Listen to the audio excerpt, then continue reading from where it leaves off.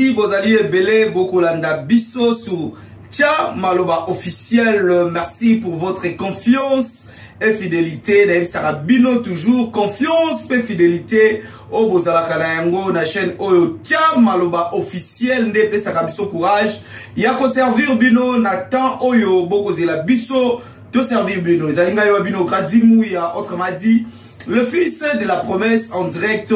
Il y a République démocratique du Congo. Alors, je pense déjà, Bolandi Ango na ba attaque, donc les lots, kolobela dossier moko, oyekope sa passi, bandeko, balandi nyoso, il y a Tcha Maloba officiel, balandi nyoso, ba s'abonner déjà, na ba ko s'abonner à travers cette émission. Alors, on a ko senga bino déjà.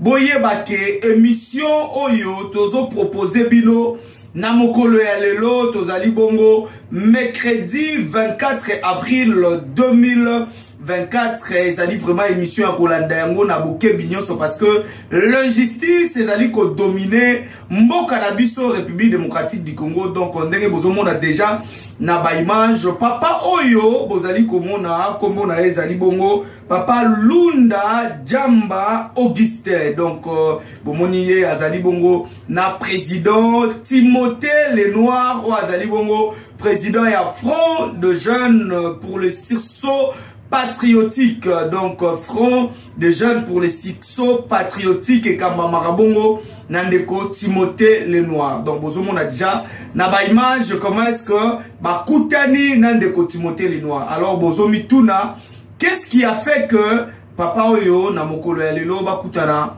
Nandeko Timothée Lenoir topé ayamba ndeko Timothée Lenoir nanda kunaye boyebike ndeko Timothée Lenoir azali le général de la rue 7 étoiles. Donc yazali ndeko oyo alandela kaba problème ya ba kongomani. Moi je connais monsieur Timothée Lenoir depuis 2014. Donc au lelo 2024 déjà 10 ans depuis que naeba ndeko Timothée Lenoir azali kaka moto oyo a changé lolenge na été. Donc oye alandela toujours ba problème ya ba kongomani afin que population bazala na kimia, population basepela na ba droit na bango. Donc papa oyo na kombo ya Augustin Jamba Lunda azali ko sibir injustice ya bakambi ya mboka na biso. Boyebike na mikolo yuti koleka le général oyo azali ko kamba armée ya mboka na biso Christian Chiwewe abendaki bakonzi nyonso ya armée matoi koloba ete ezali malamu te komona moto oyo azali mapinga akota na ba dossier ya ba mapangu. Lelo tokoma komona ba généraux, tokoma komona ba colonel, tokoma komona ba konzi ebele ya armée kobotola ka batu mapangu kosala batu ba kanai. Alors na causerie morale oyo ndeko Christian Chiwewe yazalaki na yango liboso ya ba mapinga, liboso ya ba policier, liboso ya ba service nyonso ya sécurité ya mboka na biso abendaki bango matoi na makambo oyo etali ba mapangu. Donc botola ba mapangu papa oyo tokolakisa bino élément oyo na mokolo ya lelo bazali kosala traité moko na ndeko Timothée Lenoir azali na problème oyo ezozangisa ekimia na yoki papa oyo na ebisa bino epesi ngai pasi na motema boyebike biso Gradimouya tozalaka wana ba dossier leki ebele.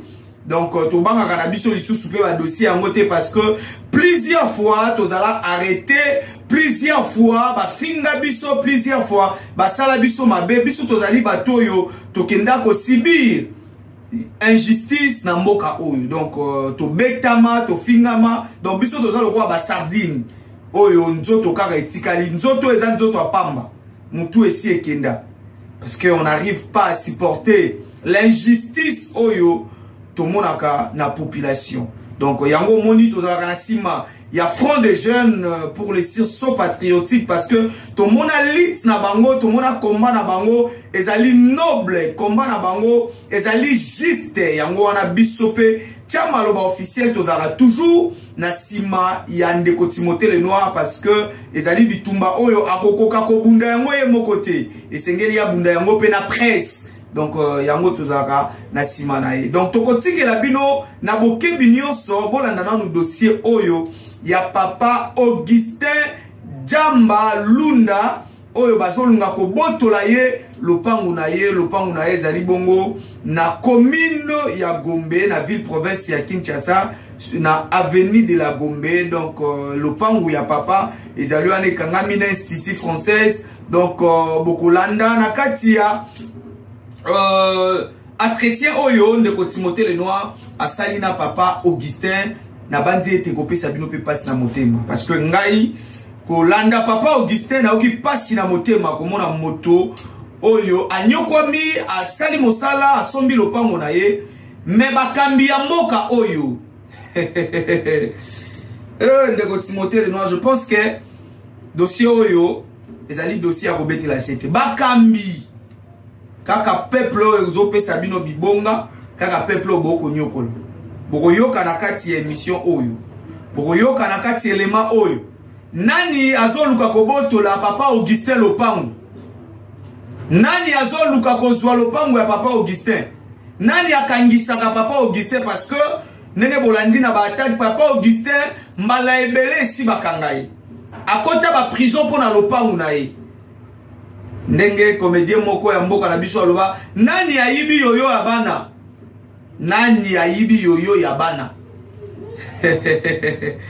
Voilà, tokotiki la bino bolanda elema oyo papa Augustin devant la presse oyo etambolaka na front de jeunes pour les sursauts patriotiques bazalaki liboso ya papa Augustin na ndeko Timothée Lenoir.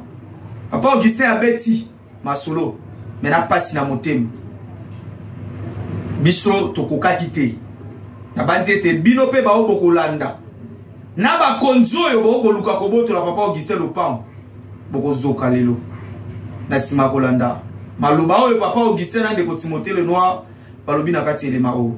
Alors ce qui régit ezoloba même langage nangai tolanda nanu elema oyo et puis on se retrouve tout juste après. Donc bana kisasa bana mokili mobimba ti bo moni ngai nazana papa azali congolais tozana ville République démocratique du Congo na ville province oyo ezali Kinshasa et tozana commune à Gombe, la plus belle commune de la République démocratique du Congo et puis l'une des plus belles avenues ezali avenue de la Gombe. Alors lupango tozali ba image au bozo mona bande kwa poto bande ko ya ba service bozolanda eza lupango ya papa. Et c'est pour la première fois papa ale kana média. Pourquoi? Bana na ya partir ya poto batungi singa na internet. Balobi papa na biso asali asombi mabele atongi. Mais lelo aza victime ya escroquerie. Bazonga ba boto la ye lupango na ye. Tokeke nango na justice kita mata raison bakangi papa babimisie babenganye bazongisie batie ba soda ba policier babenganye ba policier batie ba mbila militaire babenganye ba militaire. Donc papa passe un moment très difficile.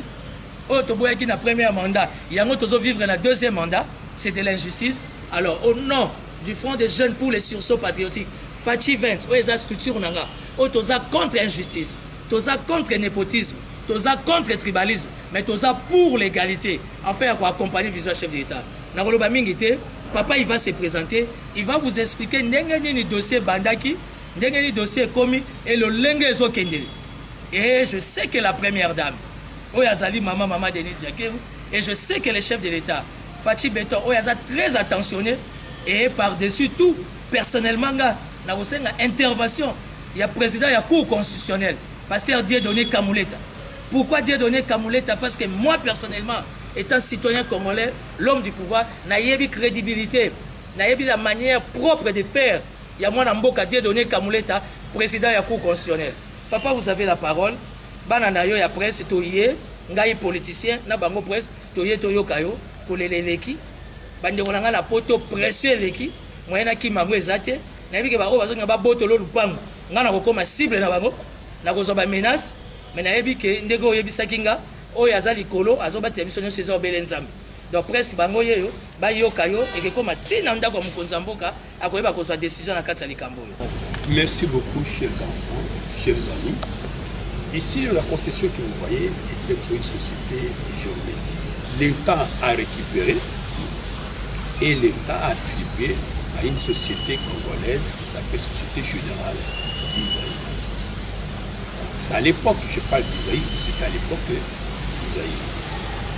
Et que Dieu a acheté la place. J'étais bien dans cette parcelle jusqu'à 2000. C'est vrai que j'avais toujours des procès, il m'amène au tribunal. En 2099, 98, ils étaient avec moi au tribunal. Je les ai gagnés en 99. Après, je récupéré.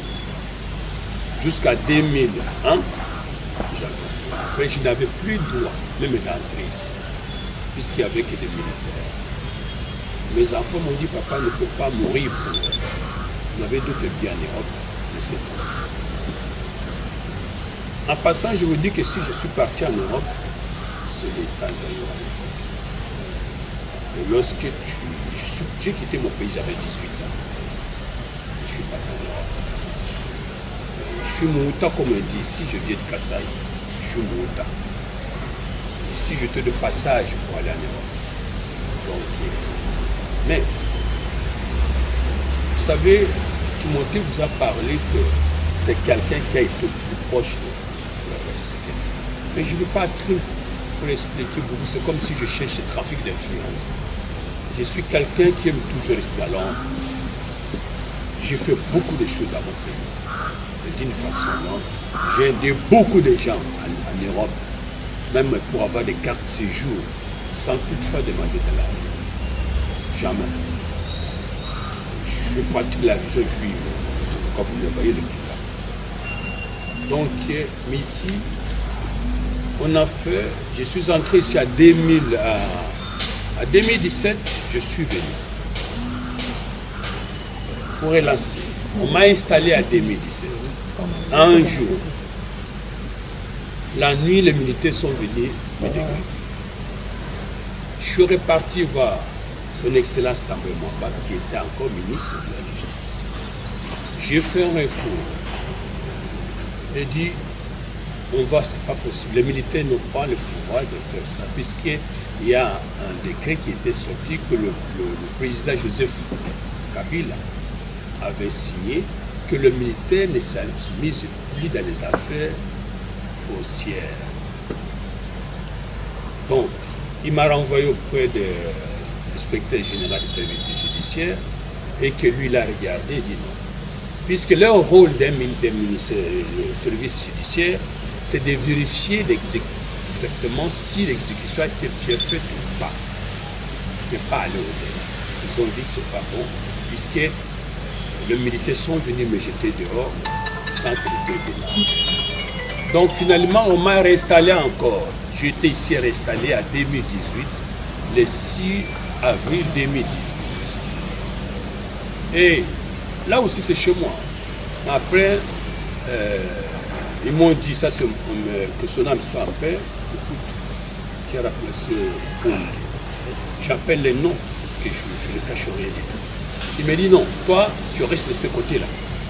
Ce côté ici, puisqu'il y a des maisons, laisse la dame un restaurant. Il dit mais non, c'est chez moi.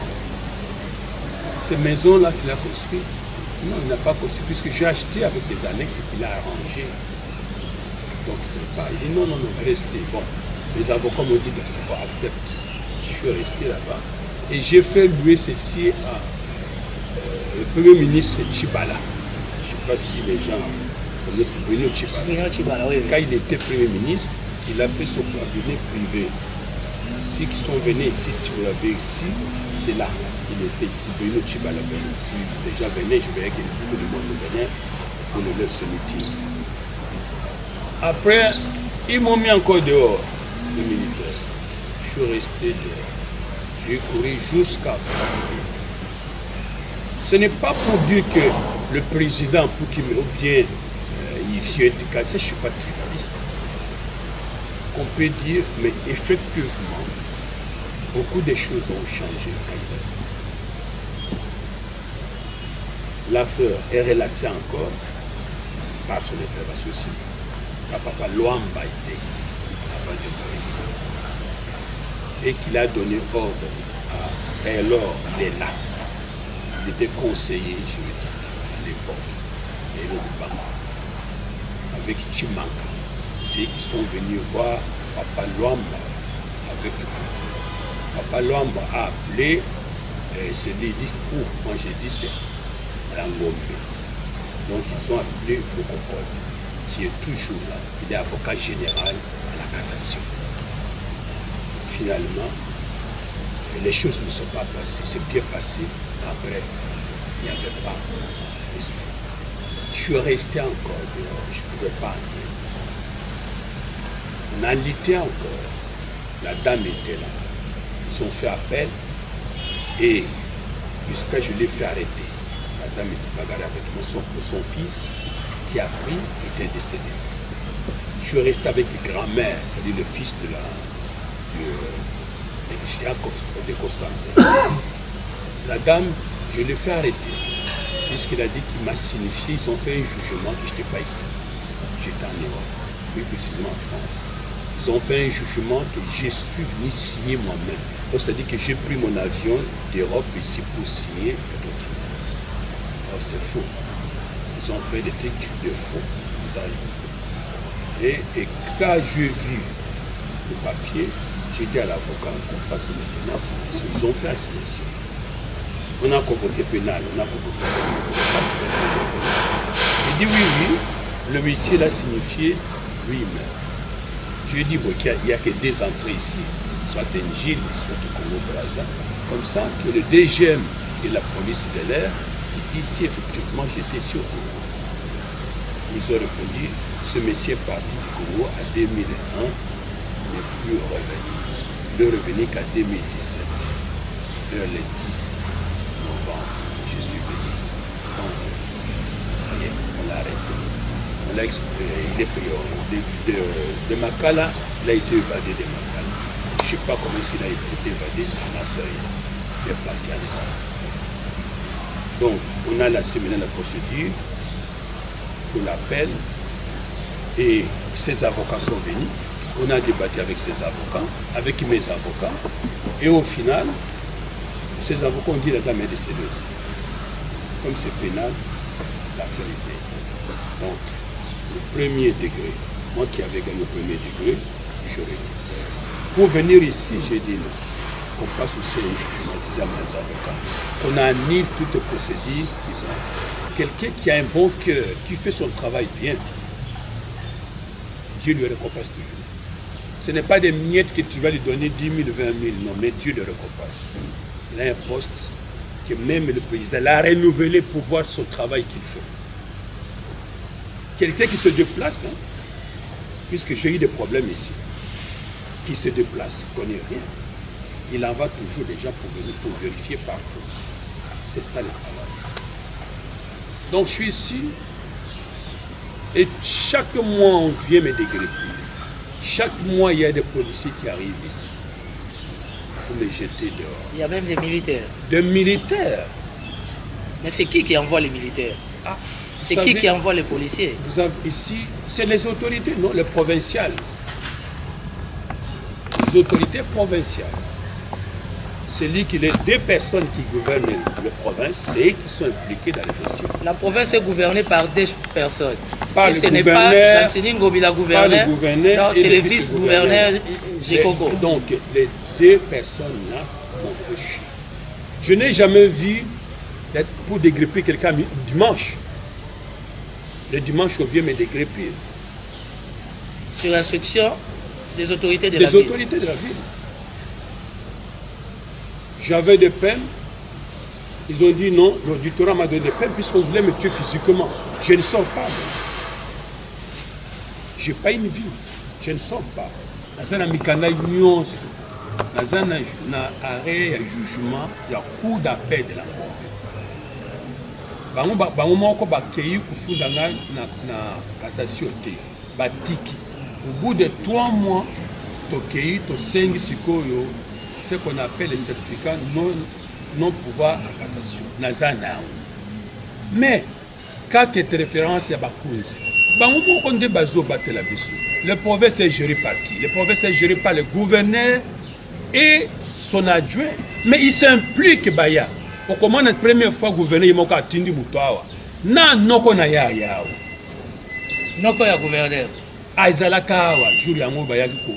Oso moni batindi mutuka ya mai wana babina ko mai ya moto bayaki na 2 camions ya mai ya moto. C'est comme si nazali rebelle.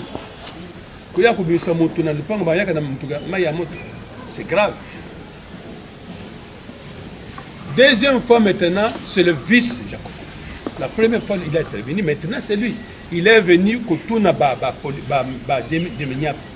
Demeniap bakotaka wana ndenge ya orphelité. Na sali plainte, na déposé un auditorat militaire. Ndenge bazo menacé, ndenge ba yiko casser biloko. Ba ki na ba machette, ba lobi les photos bomaye. Ils sont venus avec peut-être 50 ba kuluna. Zamba zala kat maman ndenge na kufa vite bana. Ba lobi na peut-être azate, oyebi que les zakina nzamba. Ba ye ba toucher porte, ba secouer comme ça pour ba bouki porte yo surtout. Na porte nanga ba toucher ti ba zongi ba fandi na salle. Ba casser yango. Ba ye le sous ba casser te ba zongi na salle. Ba bi. Ba lobi to kanisi akay peut-être na parquet. Ba lobi papa wana bi maka samedi te. Pour samedi jouer à Koussan. Bolokaye. Il me cherchait pour me tuer. C'est ça que je fais plein l'auditorat militaire et pas il y a auditeur général. J'ai tout, oui, tout. C'est général. En tout cas, les deux autres qui étaient là n'ont pas travaillé comme lui. Puisqu'à chaque fois que nous avons un problème, c'est l'auditorat qu'on appelle.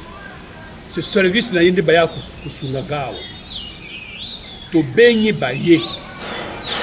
À la dernière maintenant dimanche, nous sommes venus dimanche avec des greffiers. Ils ont qu'il pas il y a général, il y a la police qui devait, il y a atteint police na peut-être qu'il y a yebaki yango, peut-être ba major na yeba yebaki yango, na yebi na ngate. Service il y a ndé makambo ne comme pas général qui a le but, bo kanga kaka général wana ya. Ndé ba tindi maloba. Bolonga busi bazo kanga ba chef na biso. Na moni pas ça. Ndé ba yeko pesa autorisation pour Nazan. Mais général chef gouverneur adjoint a accueilli comme chef d'état-major de manière comme quoi que bino bo garder bo PC civil et ba militaire. Na koloba na koleka na télévision. Wana Jekoko. Oui. Mais ça ne se fait nulle part. Moutaza en danger. Les policiers ne peuvent pas. Ils ne sont pas venus. N'a pas ça qui est bon. N'a pas ça qui est bon. Non. C'est d'une façon uniforme avec les réquisitions. Il y a un étage l'auditorat qui lui a donné, puisqu'on ne peut pas envoyer de PEM. Nous sommes dans l'état où il y a la guerre, donc il n'y a pas de PEM. C'est des renseignements. Comment est-ce que tu as un c'est pourquoi les a envoyés, puisque Batangi pour le Makambuya. Donc là où je vous parle, nous avons sous la moto, sous sauté. Les policiers, nous avons pas. Les policiers, nous avons pas. Je me suis dit que nous avons dit nous sommes des policiers et nous avons dégrépé. Comme c'était, nous avons dit que nous avons dit na ba béret, na ba ceinture. Batiki policier comme ça, ça ceinture, ça eux. Et Kendeki. Et là, j'ai signalé l'auditorat militaire. Donc, vous voyez, c'est pourquoi nous avons dit que le président, quand on a 4, maman, Azana 4, pour maman de Azo Botabis. Il y a Yogi Koulela. Nous avons Mikanda, nous surtout, mais dès que nous avons fait la tranquillité, qu'est-ce qu'ils cherchent de nous? Ça, c'est grave. Voilà ce que je vous demande, que le président sache que toutes les autorités, qu'on me laisse tranquille, puisque quelqu'un qui a son jugement et qui a son certificat de non-pouvoir à la cassation, c'est fini, il n'y a plus. Mais s'ils ont besoin, qu'ils aillent aussi dans la ligne au niveau des droits, pas venir chercher au niveau de me tuer. Puisqu'ils entrent, ils sautent. Hein. Quand ils viennent ici, ils n'entrent pas par la porte. Ils sautent. La fois passée, ils sont venus ici au mois de septembre 2023, la nuit. Heureusement, il y avait l'argent sur la table. Ils sont venus pour me tuer. Ils ont ouvert la porte et j'ai fait la porte. Heureusement, c'est un samedi que moi je ne dors pas samedi tôt. Puis c'est le Shabbat, je dors vers 2h, 3h du matin. Et quand je suis parti me dormir, mon fils est venu me voir. J'avais laissé 6 000 dans les tiroirs, $6 000. les triwa, plus aussi le franc congolais et des francs, des euros, des trucs comme ceci. Donc vous les avez remis pour ne pas être tués? Non, je n'ai pas donné. Oui, on peut dire comme ça. J'ai laissé sur la table. Et je suis parti dormir. C'est mon chauffeur là qui est venu me donner. Il dit, bon, il y a l'argent que tu avais dit, même d'accord, on les laisse là. Et je suis parti dormir. Ils sont venus à terre. Ils ont voulu me tuer. Mais comme ils ont vu des ordinateurs, l'argent, ils ne m'ont pas touché. Ils ont pris seulement les affaires. Ils sont partis. J'ai un neveu qui est là, puis du mon gendre qui dort ici, et qui fait le combiste. Ils ont volé 10 000 $, puisqu'il la ramène pour donner un client qui voulait l'argent. La nuit, là, qui sont venus pour nous attaquer, ils ont pris les 10 000 $. Des affaires, j'ai des factures que les gens m'ont donné, qu'il faut que moi je paye cet argent. Les locataires ici, ils ont tout cassé partout. Parce qu'ils ont cassé partout, ils ont pillé chez les locataires. Donc les amis, voilà, on ne va pas aller par 10 000 chemins. Et c'est un regret. C'est un regret comment fonctionne notre pays, notre état de droit. Je suis trop exposé au sein du pouvoir parce que j'ai ma manière unique de faire les choses. Et même si vous mettez des cales vis-à-vis de Fachi, mais Fachi, il a quelqu'un qui gère son esprit, c'est l'Éternel. Amen. Donc, aujourd'hui, le chef de l'État, avec tous les respects, vous deviez comprendre qui sont réellement avec vous. Un monsieur congolais. Rien à voir du fait qu'il est kassaïen. On va lui ravir sa maison comme ça, au vieux, au sud de tout le monde. Merci beaucoup au procureur Mvonde. Pardon, procureur Mvonde, nous espérons que vous allez encore vous impliquer davantage. Chef de l'État, veuillez envoyer vos services, s'il vous plaît, pour traiter cette question. Et puis par-dessus tout, papa est voisin au corps diplomatique. C'est gênant. Un jour, on risque de tirer sur un corps diplomatique, sur un agent international des Nations Unies, et tout tombera sur la tête de Fachi. Donc aujourd'hui, moi je n'ai cité le nom de personne. Moi j'ai cité que 3 noms. Je demande au président Vonde de s'impliquer davantage. Félicitations pour votre attention. Je demande au pasteur Dieudonné Kamoleta, président de la Cour constitutionnelle, pour l'image de notre état de droit, de la République démocratique du Congo, je sollicite votre implication, s'il vous plaît. Et je demande au chef de l'État. Quand je demande au chef de l'État, c'est au nom du sursaut patriotique. Ça veut dire les services de renseignement, en commençant par la sécurité intérieure et les CNS, de s'impliquer. Il y a une vie qui est à danger. Et dans cette concession, à 95% sont les expatriés, les étrangers. Nous risquons de vivre un accident qui sera irréparable. Merci beaucoup, papa. Moi, votre fils, je sais que je suis comblé de bénédictions. À chaque fois, je reçois des attaques aussi. Ça n'arrive pas à m'atteindre parce que je suis toujours dans les bons. Et là, je suis en train de traiter un dossier avec vous. Quelqu'un qui connaît le Seigneur, quelqu'un qui est dans ce droit. Et sous le soleil, Dieu n'aime pas l'injustice. Alors, au nom de l'État, pour accompagner les chefs de l'État, nous disons non, non, non à l'injustice. Toute personne est derrière cette concession. C'est en République démocratique du Congo, ville, province, capitale, commune de la Gombe, avenue de la Gombe, numéro combien? 311. Avenue de la Gombe, numéro 311. Les amis de CNS, sécurité intérieure, Agner, avenue de la Gombe, 311. J'ai fait des plaintes là-bas. Voilà. Dans tous les services de sécurité, il y a des plaintes. Pour votre information, je me répète, je parle comme un prophète politique. Dans cette concession, y compris les voisins, 95 à 98% sont les expatriés. Donc, avec cette manière d'entrer, de piller, d'arrêter illégalement, on risque de connaître un accident grave, ça tombera sur la tête du chef de l'État. Et au nom du sursaut patriotique, nous disons non. Fachi a d'autres priorités. Il ne faut pas ramener le chef de l'État dans des débats de bas étages, des parcelles, parce que vous êtes des insatisfaits. Donc, bino batoza mitema mabe, boye ba na ville na République démocratique du Congo, na ville à Kinshasa, na commune ya Gombe, na avenue de la Gombe, numéro 311, il y a une concession. Et dans cette concession, 95 à 98% doivent vendre à des étrangers, des locataires. Et puis tous les voisins à périmètre. Nous avons la concession française en face à eux. Ça veut dire que les kotaka awa na lupango abatu. Koya ko luka ko boma papa. Na lupango eza yaye, mikanda eza yaye, ou api état de droit. A déposer qui plainte dans le service sécurité intérieure, ANER, CNS, parquet, partout. Il est en danger. Même si la justice est malade. Mais je ne pense pas que l'appareil sécuritaire est malade. l'appareil sécuritaire doit fonctionner. Donc, quand il y a état de droit, on a un sursaut politique, de côté yango. Et comme il y a problème na biso, le roi de l'ingara a un problème, pour éviter Fachi n'a pas problème, biso yeyo, boya kokanga biso pe. Mais nous demandons au chef de l'État, président Vonde, félicitations à procureur Vonde pour la Moussalo Zosala. Papa reconnaître yango. Président de la Cour constitutionnelle, Dieudonné Kamuleta, impliquez-vous. Il s'agit de l'honneur du chef de l'État et l'honneur de la République démocratique du Congo. Chef de l'État, nous ne voulons pas multiplier les mots. Maman Denise, tous les Landais, Congo, Maman Denise Oza Mama, il y a un digne fils du pays qui est en danger. Et dans cette concession, Azan a 3-4 appartements. Nous avons confondre appartements, Boma étranger.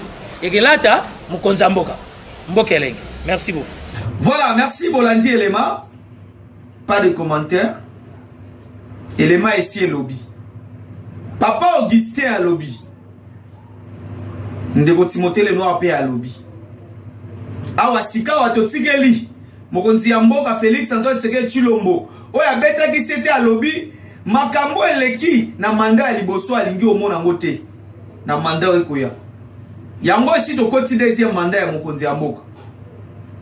Mokonzi ya mboka fungola miso. Toyebi ke bato batangami na kati émission ba ko kende déjà. Tango mosusu ba koluka kozonga na ba poste mosusu. Pour pas continuer konyo la population ya mokonzi ya mboka. Pour pas continuer konyo la bana Fachi Beton muko ntombolo. Ndenge bana ya Kisasa balingaka kobenga yo. Fungola miso. Deuxième mandat Félix Antoine Tshisekedi Tshilombo le président de la République. Biso population to ko senga na yo ofungola miso. Bato yo kopé sa confiance. Bangonde ba ko nyoko lelo population. Bolandi émission. Commentaire rebelle ezaliti. Papa Augustin a lobby na mai na miso. Ndeko Timothée le noir abeleli. Ya zali lokola sentinelle. Oh même na Bible ba ko loba na biso. Sentinelle soki yo moni likambo. Il faut ko belela, il faut ko beta ngonga. Ndeko Timothée le noir abeti ngonga.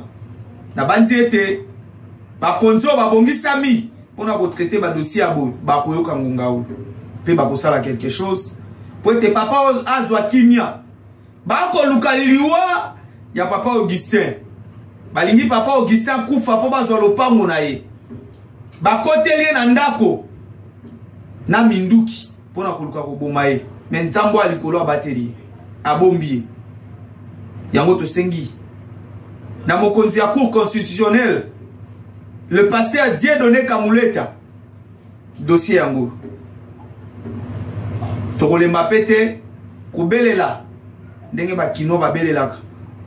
Maman Denise kota likambo papa Augustin. Voilà, c'est par ici que nous bouclons cet élément. Merci na bandeko nyoso balandi biso na mokolo ya lelo. Alors tokokabona bongote na page rose auto message nango ko proposer bino na édition spéciale.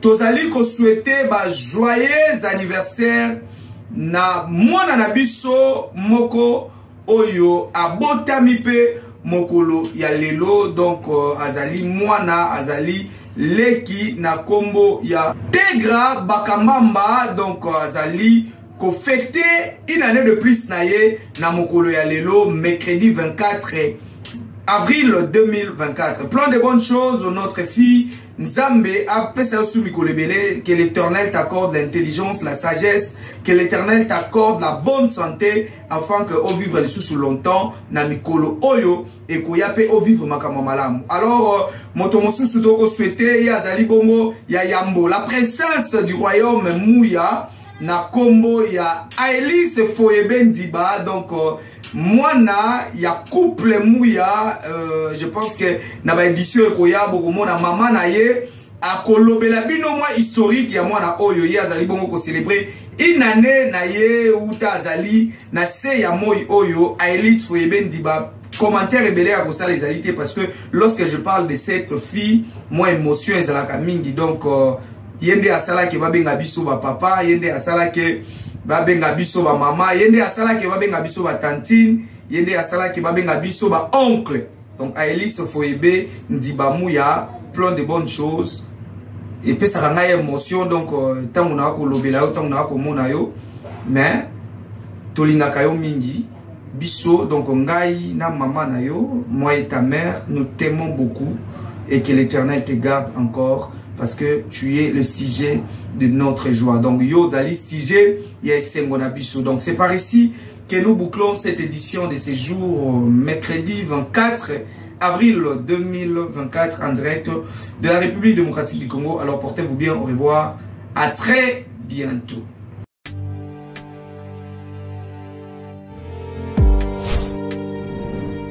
Avec Kodiasimo, voici encore une opportunité de devenir propriétaire à Kinshasa avec un apport à partir de 5 000 $.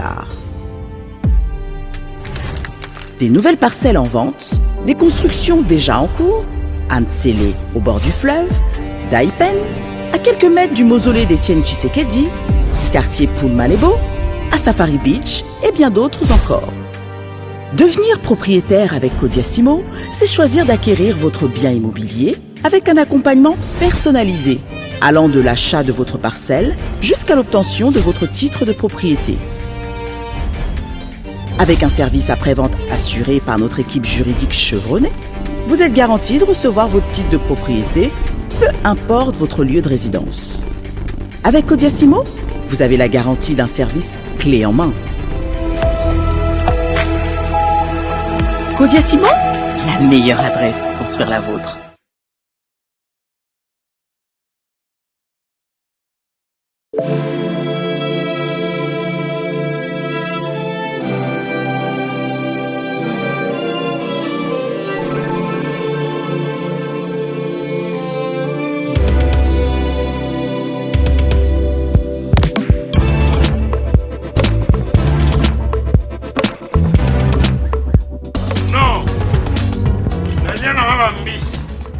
Restaurant belé na yena mambo galaxy na kuti poisson tala mbisi pe ya mwana te hasa minere te hasa mukolo ndoboko liango familial botondi mbisi basangisa na crevette kaka ya mbisi basangisa na makemba basangisa na poivron basangisa na céleri basangisa na pomme de terre basangisi na munganza lombisi azu vitamine bazali susu na ngulu bazali susu makayabu brochette otobengi kamundeli mayebo biloko nyonso ya mboka pa galaxy mambo tozolia c'est mambo galaxy tozosala pana bana mboka yango wana congolais mpona esika oyo kolela or que ba congolais toyebani osali 6 mois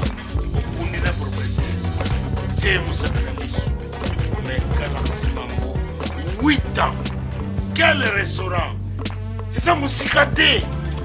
Au numéro 137, rue André Carman, à Aubervilliers, composez vite les 07 53 28 89 07. Galaxy Mambo, c'est du wow.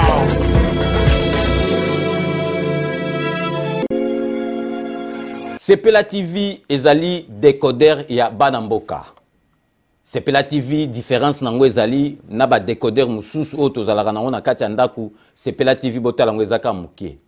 Eza mukie olingi ko voyager ozu yango o voyager nango. Parce que ba décodeur obiso tozalaka nango evandika na ndaku mais Sepela TV déjà eza mukie botala ozu o kolisa ngo na poche et na kosi na poche à veste o voyager o memi yango partout dans le monde ici que kende. Donc ozaka na besoin ya câble HDMI courant na internet. Internet est comme partout, courant zalaka partout. Donc ils en a plus de 500 chaînes yo surtout ya kitoko. Bilengi ba choix ya congolais kaka mutaoye bango. Donc congolais kaka mutaye bango. Congolais kaka mutaoye ba elengi nini yo kaka. Donc congolais kaka mutaye bango. Donc c'est relative ça ya Banamboka. Bozwa abonnement nango okozwa ngo ya ne mobimba okozwa ngo pe par mois.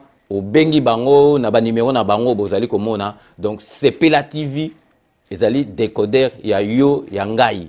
Donc ezali ya étranger te ezali ya Banamboka. Avec Sepela TV tout le monde est d'accord et il en restera ainsi pendant très longtemps. Bienvenue dans le monde de Sepela TV. Sepela TV est le décodeur qui vous permet de suivre les chaînes du Congo en direct de la diaspora. Chez Elbito Coiffure, toujours, ça marche comme ça là, avec la télévision là. Toujours.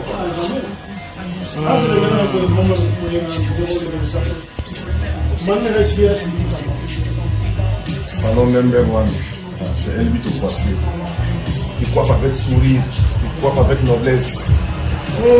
Chez Elbito Coiffure.